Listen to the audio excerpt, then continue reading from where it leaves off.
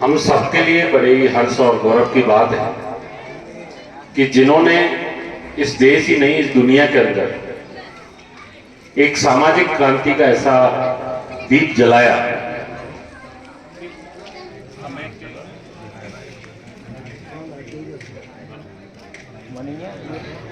समय नहीं लूंगा, पता नहीं दोबारा खराब हो जाएगा।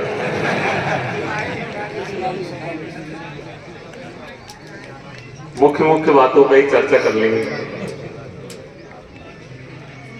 मैं महात्मा ज्योतिबा फुले जी के विचारों पे कुछ 2-3 मिनट का आपका समय लूंगा, ज्यादा नहीं।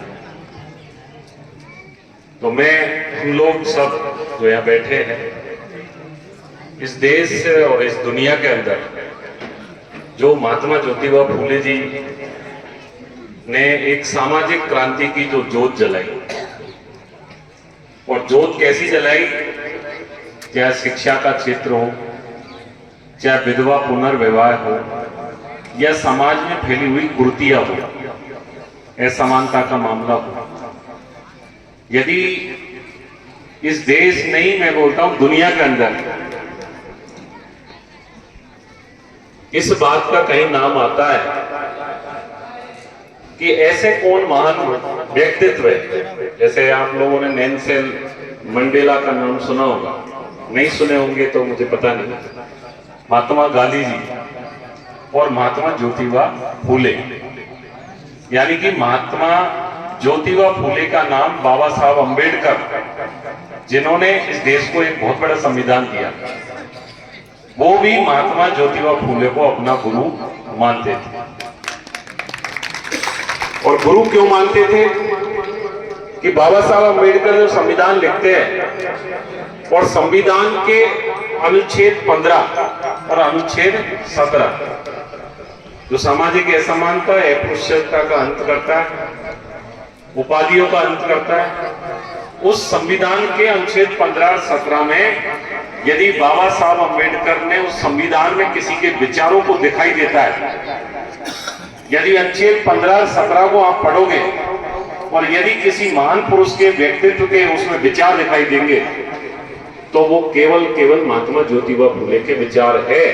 और महात्मा ज्योतिबा फुले जी को सम्मान देने के लिए, उनके विचारों को जन जन तक पहुंचाने के लिए बाबा साहब अंबेडकर ने अनुच्छेद 15 और 17 में ये बातें स्पष्ट की है। खुद बाबा साहब अंबेडकर इस बात को कहते हैं कि मेरे 3 गुरु हैं, महात्मा गौतम बुद्ध, महात्मा कबीर, और जो तीसरे गुरु थे वो गुरु का नाम महात्मा ज्योतिबा फुले। वो कहते हैं तीनों गुरुओं से मैंने ज्ञान की, आत्मसम्मान की, चरित्र की, ये तीनों से प्राप्ति करी है। और महात्मा ज्योतिबा फुले जो एक सामान्य गरीब परिवार से निकलकर, ये माता और बहनें बैठी हुई है, मैं मानता हूं कि यदि नारी को इस देश के अंदर यदि पढ़ने का हक मिला है, नारी यदि पढ़ लिख कर कोई अच्छी नौकरी में गई है, तो मैं मानता हूं उसको सुबह जगकर यदि किसी के चरणों में झुकना है तो वो महात्मा ज्योतिबा फुले के चरण है। उस महान व्यक्ति ने ही इस देश के अंदर नारी को सम्मान दिलाया है। और अभी हम वहां से लेके यहां तक आ रहे हैं, और महात्मा ज्योतिबा फुले का गाना चल रहा, और गाने में खूब जोर से हम सब नाचता आया है। बस आप समाज का लोग यहाँ बैठे हैं, मैं आपसे पूछना चाहूंगा कि समाज के अंदर कितने डॉक्टर पैदा करे हमने, समाज के अंदर कितने IAS बनाया, कितने IPS बनाया, कितने कलेक्टर बन गया हमारा छोरा छोरी। यदि ये बात पे गौर करेंगे तो पता लगेगा कि जे आदमी ने देश ही नहीं दुनिया को पढ़ाने का मौका दिया, जिस आदमी ने इस पूरी दुनिया को शिक्षा का एक जोत जलाई, उसी का समाज शिक्षा के क्षेत्र में आज भी बहुत पिछड़ा हुआ है। तो मैं आपसे एक बात पूछना चाहता हूं कि आप सब लोग महात्मा ज्योतिबा फुले को मानते हो नहीं मानते हो? हाथ खड़े करके बताओ, मानते हो नहीं? मतलब ये नहीं माने ये बैठ वाली का, जोर से हाथ खड़ा कर बताओ तो मानो। तो मेरा आपसे एक प्रार्थना है कि यदि वास्तव में उनको सच्ची श्रद्धांजलि देना चाहते हो, यदि वास्तव में ये मानते हो कि वो महान व्यक्तित्व ने कोई समाज का नहीं है, वो सैनी, माली, कुशवा समाज का नहीं है, वो इस सर्व समाज का महान व्यक्तित्व है।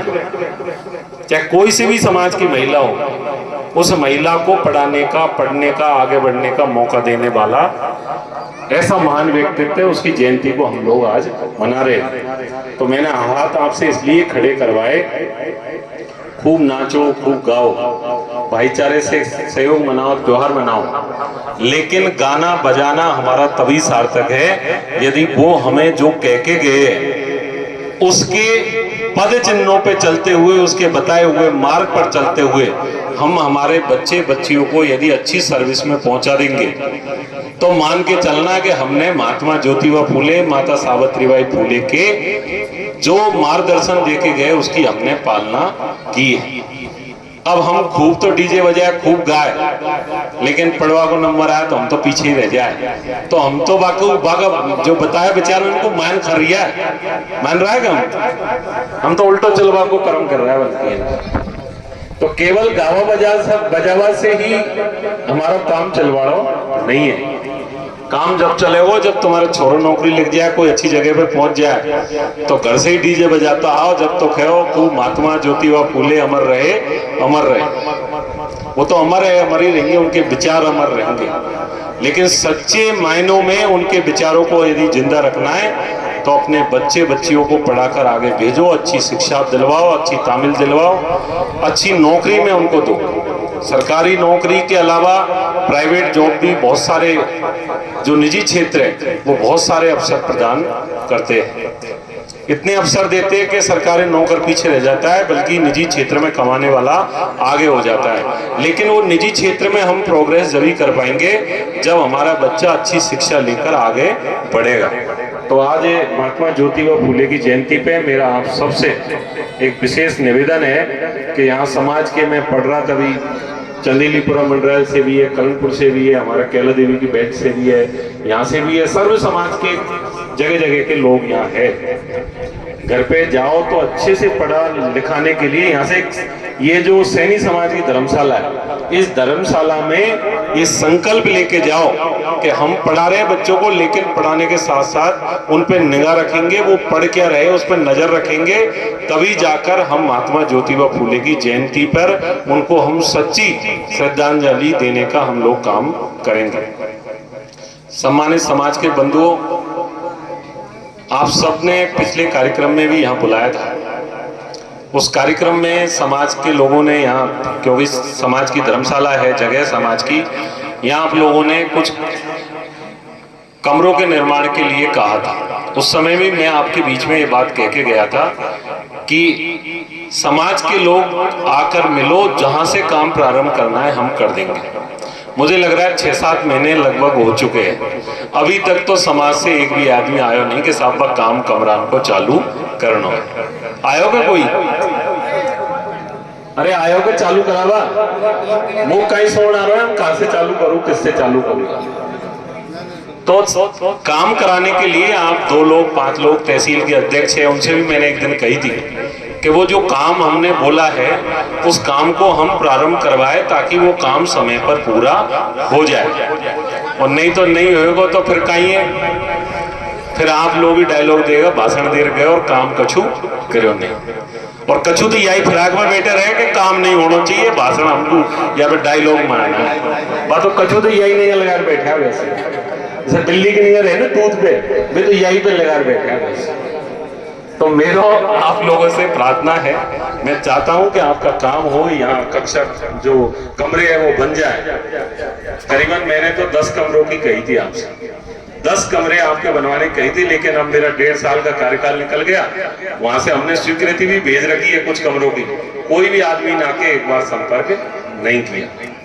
तो आप लोग आकर मिले। दूसरी बात,